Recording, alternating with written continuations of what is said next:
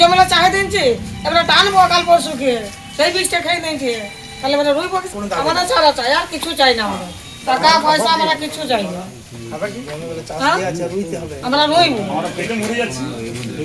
হ্যাঁ এই আমার একটি ছেলে আমার একা রোজগারে আমি কি করে খাবো হ্যাঁ ছেলে মেয়ে আছে। আমি হচ্ছি রাউদুরবাদ গ্রামের বন কমিটির সভাপতি, ঠিক আছে। এখন কালকে মোটামুটি আমাদের গ্রামে 21টি হাতি আমাদের বীরবাবু আছেন, উনি ওনার টিম নিয়ে রাউদুরবাদ জঙ্গলে যান।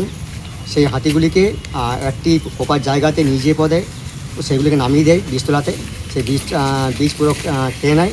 আর কোনো মতেই আর কি যে জমিগুলো চাষ হওয়ার কথা সেগুলি চাষ করা যাবে না। যাতে আমরা বীরবাবুর কাছে এসেছিলাম, বীরবাবু তো উনি আসেননি, ওনাকে সকালে ফোন করেছিলাম, রেঞ্জারকেও ফোন করেছিলাম। রেঞ্জারবাবু বললেন ঠিক আছে আসুন, ওনার সঙ্গে কথা হলো। উনি বললেন যে রাউদুরবাদ গ্রাম যাচ্ছেন, উনি পরিদর্শন করবেন, দিয়ে ব্যাপারে জানাবেন। হাতির গতিবিধির উপর কি নজরদারি ঠিকঠাক রয়েছে না বলে মনে হয়? ঠিকঠাক হচ্ছে না। ওনারা মানে ওনাদের মতো কোনো গ্রাম থেকে হাতি নিয়ে এসে পদে রাউদুরবাদ গ্রামের জঙ্গলে ওনারা হাতিটা রেখে দিচ্ছেন, তাদের যাতে গ্রামের লোক মানে খুব ক্ষয়ক্ষতি হচ্ছে। কি চাইছেন এখন? চাইছি বীরবাবুর কাছে এবং রেঞ্জারবাবুর কাছে বললাম যাতে আমাদের যে জমিগুলি যে বীজটা নষ্ট হয়েছে যাতে বীজটা মানে ব্যবস্থা করা হয়, তার সুব্যবস্থা করার জন্য। ঢুকে জেলা রাত্রিবেলা তো কি ক্ষয়ক্ষতি করেছে আপনাদের? আমার নাম অমর নন্দী, রাউদুরবাদ গ্রামের চাষি। হ্যাঁ, আমার বীজতলাগুলো, চাষের জমি বীজতলাগুলো আমাদের চাষিদের প্রত্যেকেরই বীজতলাগুলো নষ্ট করে দিয়েছে। আমাদের ধান রোয়ার গাড়ি লাঙল দেওয়া আছে, হ্যাঁ ট্রাক্টর দেওয়া আছে, সারটা ছড়ানো আছে, কিন্তু আমরা ওই জমি আর চাষ করতে পারবো না। আমরা ডিপার্টমেন্টের কাছে এসেছিলাম, অমরকান্ড রেঞ্জ অফিসে এসেছি, হ্যাঁ রেঞ্জ অফিসার কাছে আমরা অবগত করলাম, জানালাম।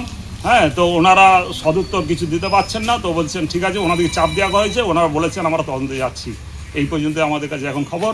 তারপরে ওনারা তদন্ত করে দেখো, ডিএফও অফিসেও জানানো হয়েছে, প্রপার চ্যানেলে ডিএফওর মাধ্যমে ডিএফও অফিসেও জানানো হলো। কতটা জমির পরিমাণ আপনাদের? এখন মিনিমাম 60 থেকে 70 বিঘা জমি চাষ হতো, সেই জমিটা চাষ হবে না। মানে কেন হবে না, কি মনে হয়? বীজ না থাকার জন্য হচ্ছে না, কারণ বীজটা আমাদের হাতি রেঞ্জের হাতি বিটের বিট অফিসার নিজে ড্রাইভিং করেছেন, উনি দাঁড়িয়ে থেকে বীজগুলো আমাদের খাওয়াই দিয়েছেন। লোক দাঁড়িয়ে থেকে খাওয়াইছে। হাতির গতিবিধির উপর কি নজরদারি থাকছে না ঠিকঠাক? না, মোটেই না। ডিপার্টমেন্ট ও মদ মাংস খাচ্ছে আর ওখানে পড়ে আছে।